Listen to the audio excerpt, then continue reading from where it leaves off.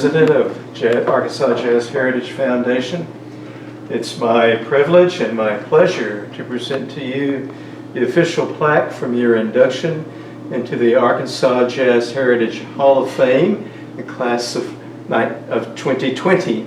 And we're just pleased to induct you, pleased to be here in your home, and pleased to learn more about you, about what's going on with you, what you've been doing, what you're up to, what you plan to do. So I present this to you, or we can set it over to the side and you can pick it up later. But that's your official plaque. Plaque. And if you don't mind, I'd like for us to sit down and maybe just maybe ask you a few questions or just kind of chat.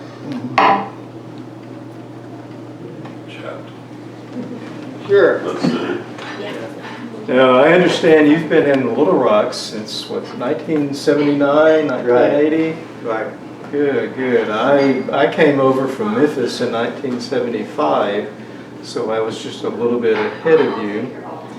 And I certainly didn't know much about what was going on music-wise. Sometimes my wife and I would go downtown to the Capitol Club or the Little Rock Club, or some of the nicer restaurants, and there would be someone playing, but I really had no idea what I was hearing, except I knew that I liked it. And when I hear you're playing, it's evocative of a certain style that I was hearing in those late 70s and all through the 80s and 90s, a real classy sound, one that involved you, and it wasn't so loud that you couldn't carry on a conversation with your partner at the dinner table, but it was so good, a lot of times you really didn't want to. You kind of wanted to keep an ear out for that, and it took me a while to realize I was hearing some really good musicians. Art Porter, Charles Thomas, people like that. These are some people with some really good chops. These are people that could be making it nationally if they so desired. And you certainly fit that mode. When I read about your life, it kind of, from my perspective, falls into three categories. There was the Shreveport Ed Smith, who grew up and was kind of a musical prodigy and did well, went into the Air Force and went into San Antonio and stayed there after getting out of the Air Force. I'm an Air Force guy too. Yeah. And so there's San Antonio Ed Smith. You've been there. I've been there. And then there's Little Rock Ed Smith. And that, I think, is where, when I read about you and understand what was going on with you musically, you really came into your era. Tell us, if you don't mind, about how did you get from San Antonio to Little Rock? Well, you know, I have always played music, but I've always worked, had a day job, because I kind of chose, in a way, I chose family over a musical career. Yeah. And of course, it got us through a lot of bad times too. But I had a few groups in San Antonio, and we did very well. But things really started drying up music-wise in San Antonio, what I call good music.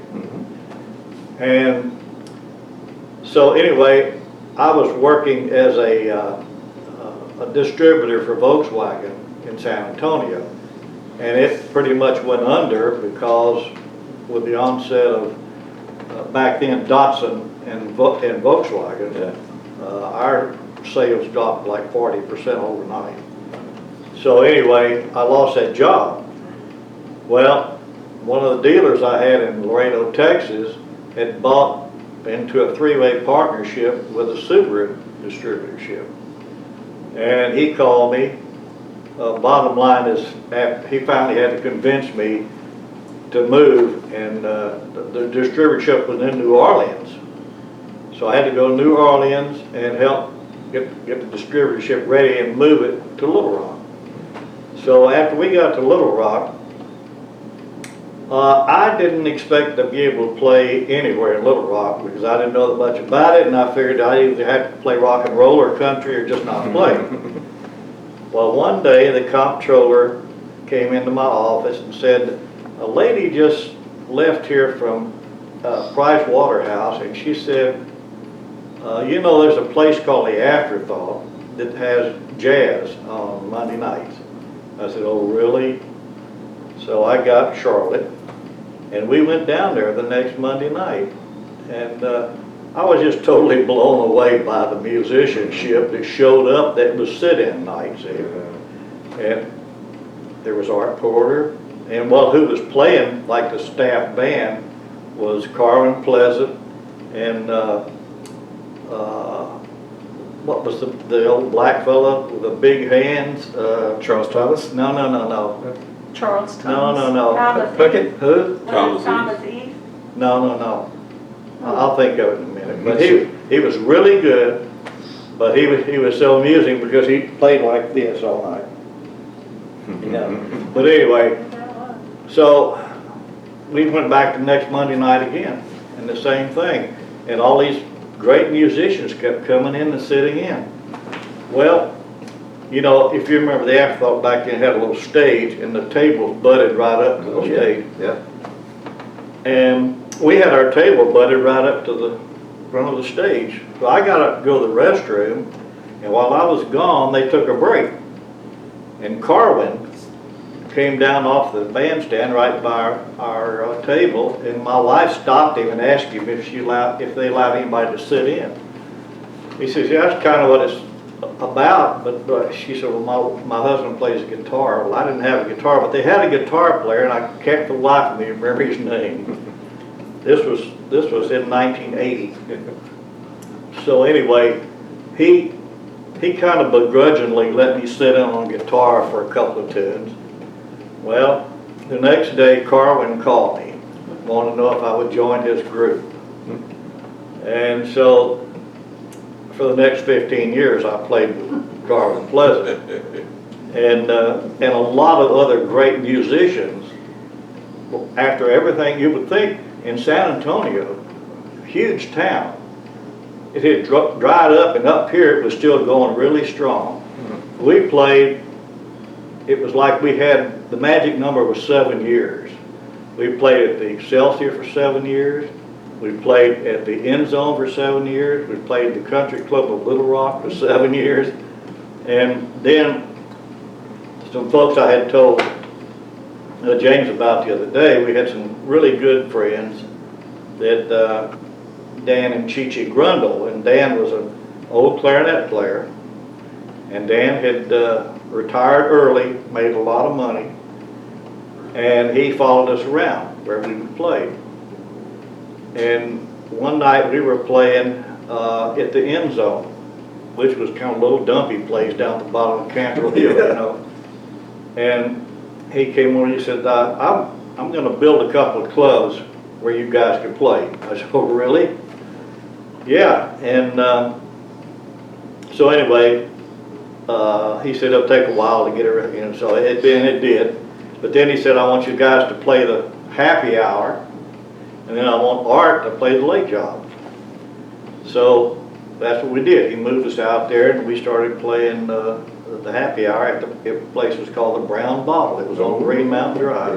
Yeah, I remember that. And Dan was the type of fellow, he knew he wasn't going to make any money on this deal, but he loved the music, and he had the money, so he just furnished the venue for everybody to play. So we did that for, I don't know, a couple of years or so, and Dan got fed up with it because he came by one night and he said, Ed, it was a lot more fun going to them than owning them. You know? And because they were having to take care of all the business, his wife thought people were stealing from him. She was running the cash register. She was going down there in the morning and vacuuming the place, you know. And he had all this money. He wanted to enjoy life. So he decided not to build a second club. So he ended up selling this one. But it was a great place here for a while. And like I had said earlier, this shows you an example that he didn't really care about making money. He brought this was a neighborhood lounge. Y'all know if you remember I it. remember, I've been there. But he brought the 4 freshmen in there. He brought Buddy Buddy Rich and Rich, his whole band. I remember He brought that. Woody Herman and his whole band. I mean, there was almost only room for the band in there, you know. Yeah. And my wife and I were sitting right in the front. The trombones were, you know, going like this. But yeah, it was really neat. And but you know, we've had a long run. My wife, a beautiful wife here. This year will be 63 years, Charlotte. And boy, she's held us up for a long time. Many times she has supported us. Yeah. Because these day jobs kept crashing, see. But I always had to keep, I was always playing, so. Yeah. But yeah, it's been great. Yeah. When I listened to your CD, I popped it in the car on the way over here and really enjoyed it. There's something kind of distinctive about your style. It kind of reminds me of flowing water. It just seems to cascade very gently, and it's a mixture of a lot of things. I've heard Herb Ellis a number of times. I never heard some of the other guitar greats, but I swear I hear a little bit of Charlie Bird in there, maybe even a little bit of Wes Montgomery. But what comes out is Ed Smith, and it is extremely pleasant. And the heck of it is, I may have heard it somewhere along the way on my trip to the salad bar or something, and stopped and thought, that's really good music. But how did you develop that, or were you aware of developing a certain style? Well, let me just tell you, you know, when I was growing up, we didn't have any money, but we lived with my great-grandfather, who was a music professor. He started me on the trumpet when I was 3 years old. And so I played trumpet all through school. And I got pretty good on the trumpet. And by the time I was in high school, I was playing first chair in the orchestra of the biggest, of the largest high school in Louisiana. Well, when it came time to grad, I had busted one of my front teeth right in two playing with some kids. Didn't bother me, and playing the horn or anything. But then when it came time to graduate, she said, we got to get the tooth fixed. So she took me to the dentist. He pulled that half tooth out and he made a plastic tooth to go in there. And he said he put it in temporarily to see how it was going to work. So I went home and usually practiced on the horn after supper. I got to think about the horn while I was eating. So I went in there and got the horn, could not blow one single note on the horn. Well, I had 2 concerts left to go. So I went back to the dentist. He made me a plastic tooth like my old half-a-tooth. And I carried a little green pill bottle. And every time we had to play a concert, I'd use the dental floss, pull the new one out, and stick the old one at the end, play the concert, and then I'd go back. So, but in Shreveport also, this was during the heyday of the Louisiana Hayride, was when I was kind of growing up down there. It was a really big deal. Yeah. Most of the stars of the Grand Ole Opry came from Louisiana Hayride. Well, in Shreveport in that day and time, if you played guitar, you played country because there wasn't anything else. I mean, we didn't have any big bands or jazz groups that I was familiar with. So I played country, and that's how I got started playing country. A friend of mine, one day when I was about 11 years old, he got he was a couple years older than I was, he got a Gene Autry guitar. It cost $12. I remember those. Came with a little book with instructions. So he and I kind of learned some chords out of that book. And well, when it came my birthday, my mother scraped up $13 and got me a Stella guitar. So we were playing, you know, back and forth together. But I kept playing country pretty much until I joined the Air Force. And I joined the Air Force because after I graduated, my mother told me, I can't afford to keep you. You're either going to have to get a job or you're going to have to join service. Well, I don't know if you know it or not, but back in that day, you didn't get a job if you hadn't been in the Army yet. Yeah. If you went, they'd say, been in the Army, son? No, sir, come see me when you get back. Yeah. So I got one job way across town in a dog kennel. And I had to be there like the sun up and work until sundown, cleaning kennels, feeding, water. So I lasted about a week or so on that job. I called this friend of mine I graduated with, and I said, let's go join the Marines. And he said, okay. So he came over and got me. We went downtown. They were all together, all the recruiters, the same place. We went in there. We couldn't find the Marine sergeant. Well, the Air Force guy saw us over there and came and he said, he's gone to lunch. Come over and make yourself at home. He'll be back a little bit. So he started pitching the Air Force. So we ended up joining the Air Force, which we were kind of glad of later. We weren't really that gung-ho about it.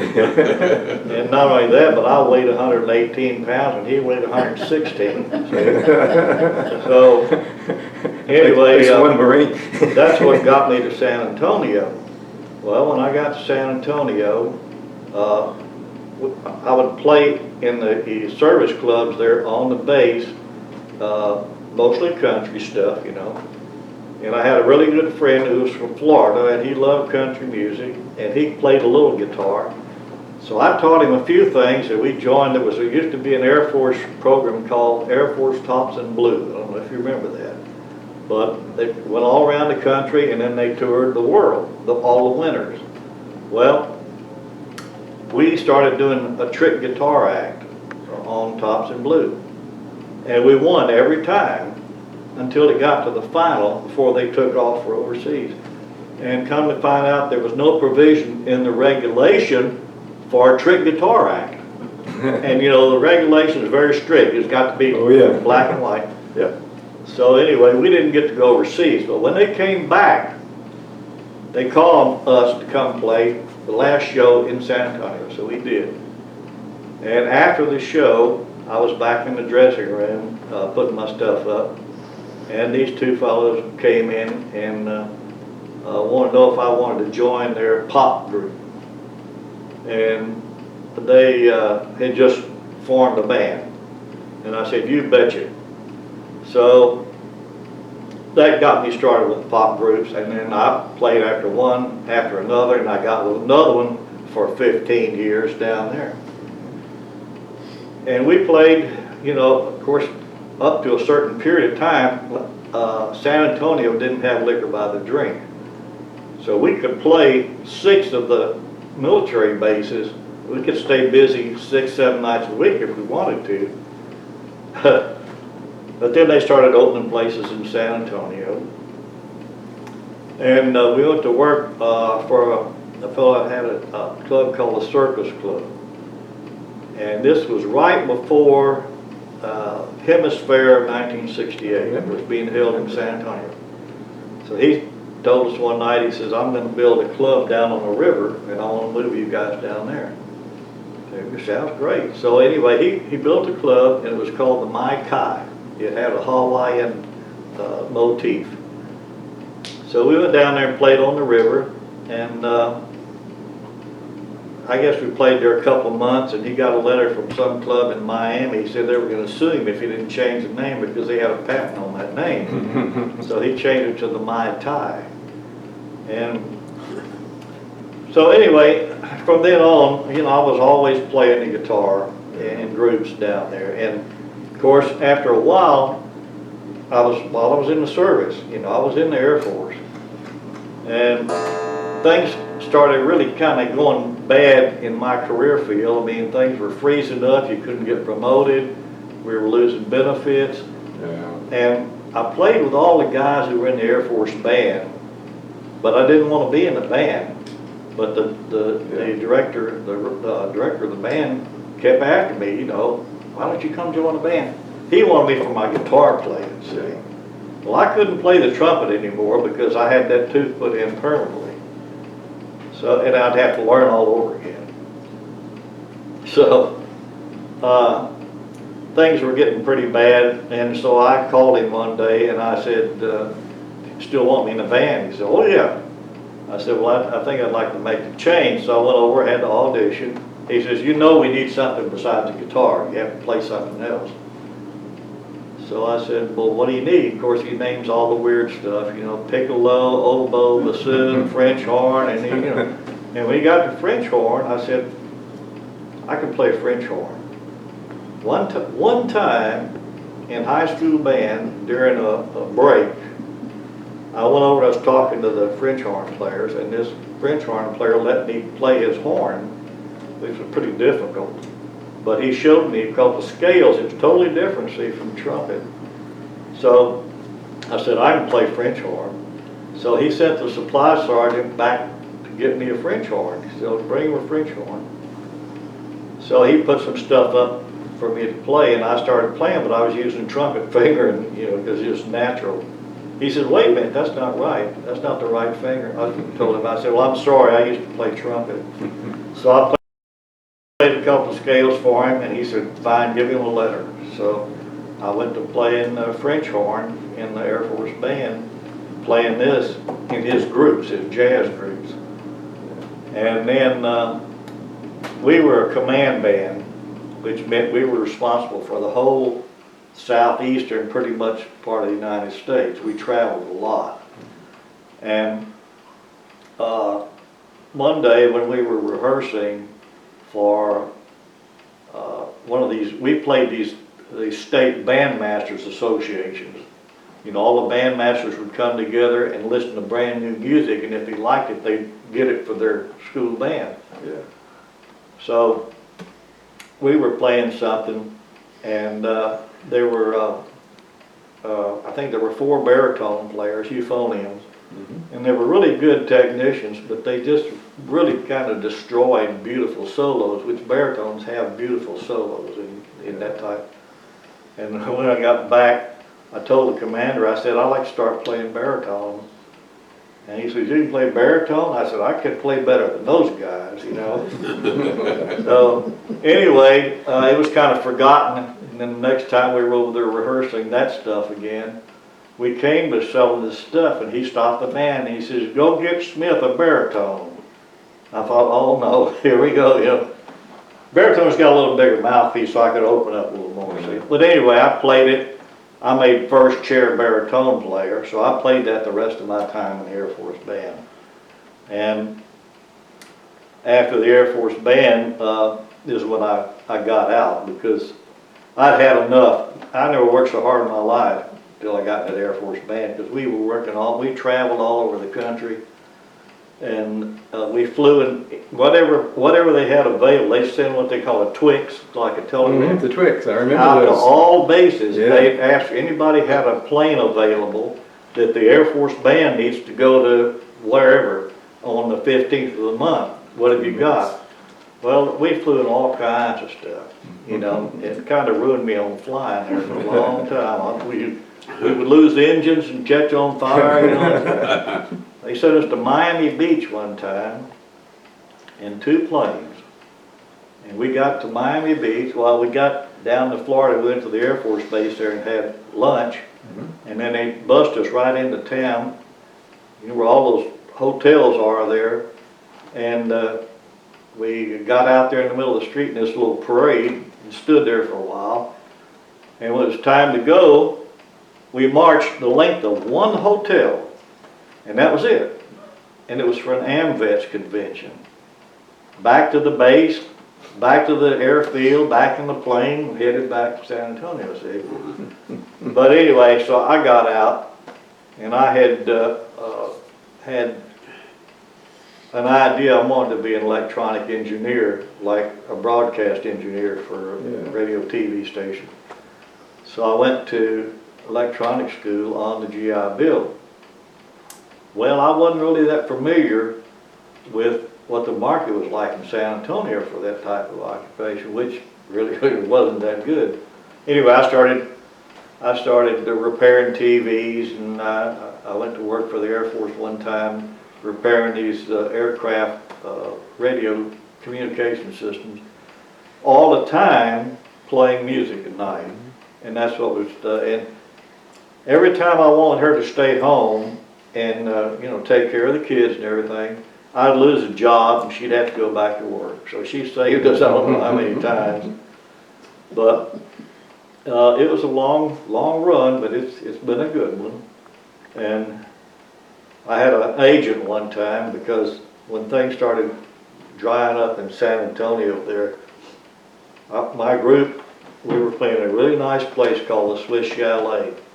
And when our time came to an end there, they said they weren't going to have groups anymore. So we couldn't find any place else to play. And I told the guys, I said, man, I feel like we got three choices here. We can give it up, we can play country or rock.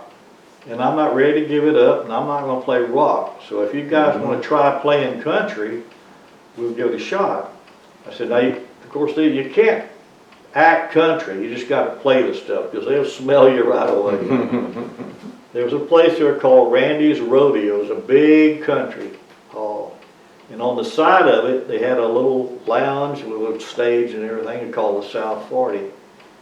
And I just went over there and I told the manager, well, I said, we're not country, but we're good musicians and we can play the stuff. So, if you'd like, he said, well, I'll give you a little chance. So he hired us for like 2 nights a week. We played there. And we weren't getting many country fans, but we were getting country musician fans coming in there. Well, one night there was a fellow there, he'd been there several nights, and he called me over to his table on the break. He was an agent, and he wanted to start representing me. He said, I can make you a star, man. I said, oh, really?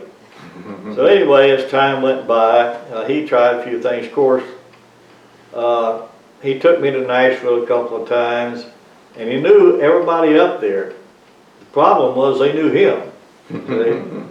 And he was a big drinker. I've never drunk. I never did drink, and I didn't understand all that. But anyway, bottom line is that he told me one time, we were on the way back, he said, man, I could make you a big star, but you wouldn't put up with it. I said, well, I think I could put up with it. He said, no, he said, if we did a big job in some place, Dallas or somewhere, and after the job, we went out and got on the bus, and everybody started lighting up their marijuana cigarettes and popping pills and getting their needles out. You wouldn't stand for it. I said, no, I'd call the police, man. So anyway, I finally got to break loose from him, and that was when the Volkswagen thing about fell through, and I got hooked up with Subaru, and we came to Little Rock. But I'll tell you, my playing experiences probably have been better in Little Rock than any place else, because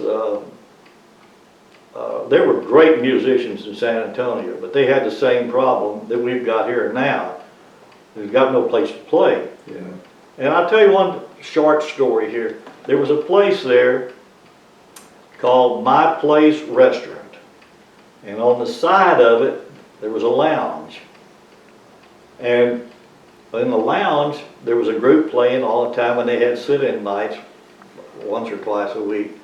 And we'd go over there, and the musicians would be standing up all around the wall with their instruments, waiting to play, see? When we got here, and it was exactly like the Afterthought. It was a restaurant with a lounge. And the same deal, people going in there wanting to sit in. But yeah, it's been quite a life musically. Yeah. But at one point when I was listening to your CD, I heard these vocals, and I thought, well, I'm curious who that is. And then I realized it's you. And I did not know that. I didn't know that you also did vocals. Was that just kind of an indulgence, or I you never, were good? I never felt like I was a singer. Yeah. But there were occasions where I almost had to, because I know one of the jobs that we took in San Antonio, we were playing really good, and the guy says, well, who's the singer? I said, singer? It's kind of reminiscent of the old Nat King Cole story, if you remember that. Yeah. He didn't have a singer either, and the guy told him, you'll sing, so I said, well, I sing. So anyway, I started singing, but I've never claimed to be a good singer. I just sing. She likes to hear me sing, my wife. And so that the tunes on probably the CD you listen to are the ones that she wanted me to do. Oh, okay. But as far back to my style, I have never ever, she can vouch for this, been one to get my guitar out at home and play, practice. And also, I've never been one to sit and listen to a bunch of records or tapes or anything. I should, I'm not bragging, but I always had kind of, I guess, enough of a natural talent was I just had to hear stuff. I studied music, but I studied brass instruments. And I could kind of, you know, just merge them over into the guitar. But for some reason, I just never felt like, you know, getting the guitar out and just playing. And guys I've known all my life have had a room full of guitars, you know, and they sit there, and which is great. That's what I should be doing. But I just never have. But the question was, my style, I never really listened to anybody. There was one fella in the 50s, well, piano player we had in the 50s, gave me an album one day, and it was by George Barnes. I don't know if you ever heard of him. He was a studio player. He was on a lot of records. He was really good. He gave me that record. Of course, I listened to it quite a bit. But he's the only one. And I never really, you know, would sit down and listen to other players. I should have probably, but I felt like I didn't want to play like so-and-so. I just wanted to play what I heard. So that's what I did. And that's pretty much what I do now. Of course, not playing for so long. Yeah. This COVID thing, you know, it really messed me up playing wise. Oh yeah. Because I was playing pretty well when that COVID hit. But being that I don't sit around and practice all the time, you know, that's the effect. That's the result. Yeah. What are a few favorite memories over the last 40 years in Little Rock? In Little Rock? Well, I'll tell you, Art Porter Sr. was probably the best accompanist I've ever played with. He was a totally amazing piano player. And of course, and Junior, Art Jr. was one of the best alto players I've ever played with. He was amazing too. What a waste.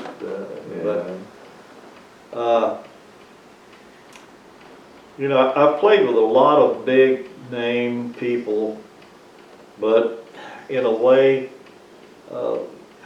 I kind of have a problem with big ego trips, you know, with people. Now, Art did not have a big ego, as far as I was concerned. Charles Thomas was another great piano player, totally different styles, but great piano player. And Carwin Pleasant, I played with him. He was a good bass player, super guy. And that was a good 15 years playing with Carwin. But you know, just one thing, it'd be hard for me to single out any one thing other than getting this award. Over the years that I can attest to, it's really an honor. And of course, the biggest thing in my life is marrying her. And then, of course, I got two beautiful daughters, and it's been a great life. It really has. Not money-wise, but it's been a great life. And we're still pumping along, almost 63 years now. In September, it'll be 63 years. And if you had it all to do over, you'd still come to Little Rock, is that right? Oh, yeah, sure. Yeah. Sure. No, look, we love Little Rock. Yeah. As a matter of fact, we try to get back to San Antonio maybe once or twice a year. It's gotten down to about once a year now. But every time we're approaching, I say, don't even think about ever moving back here, because the traffic is just indescribable in San Antonio. I mean, you don't ever just jump in the car and say, I'm going to run over here for a minute, you know. You have to kind of plan ahead if you're going to do something like that. Yeah. Double stacked roads. Okay. Well, you know, I could talk to you all night, but we've all got other things to do. But it's such a pleasure to visit with you and hear about what went on and the path that you took. And we're glad that you landed in Little Rock. I'm sorry you lost your job in San Antonio, but I'm glad this something good came out of that. Well, you know, what I have to say is that the Lord had something to do with all of it. Yeah. Because I know when I was in electronics school, the object was to get a first-class technician's license after the school was finished. And all through school, the teachers kept saying, if anybody is going to get that license, it's going to be Smith. He'd list a bunch of people on the blackboard each time the test was given, and I'd always be like in the top 3. Mm-hmm. I took that test 5 times and didn't pass it. A friend of mine and myself, they would only give it in San Antonio once a month, but they give it in Houston every day. So when we knew the tester was coming to San Antonio, a friend of mine and myself decided we'd go to Houston, you know, Tuesday or something, and we'd take the test, and if we didn't fail it, we'd come back to San Antonio and take it again when the guy came. So we took it in Houston, and when it was over, the tester told me, he said, man, if you knew how close you came to passing that test. But they would never tell you what you were lacking in, see. So I felt that was the Lord, because everything in school said I was going to get that license. So I just feel like, you know, it's like it's His will, not mine, because a lot of things I wanted to do, He didn't go along with. Can you, Ed, can you expand upon the nostalgia, the group nostalgia, and the members of it, and how long nostalgia it was was together? yeah, we had Carlin Pleasant was the leader, and then we had Larry Brooks most of the time as a drummer, and then we had what was the piano player's name? I can't. Great guy, but It wasn't Ed Dickerson? no. That was That Jim was later. Dickerson, but that was later. Jim Dickerson. Honey, do you remember his name? The black piano player The big hands? with the really big hands. The old fella played like Charles this. Thomas? No. Oh. Oh, He'd had, well, back then they called it shell shop. And he was housed at Fort Roots. Oh, okay. And every time Carwin would have a job, he'd have to go over and pick him up, you know, and bring him to the job and then take him back. But That'll be for another I interview. can't remember his name for the life of me, but We'll get it. Huh? We'll get it. Yeah.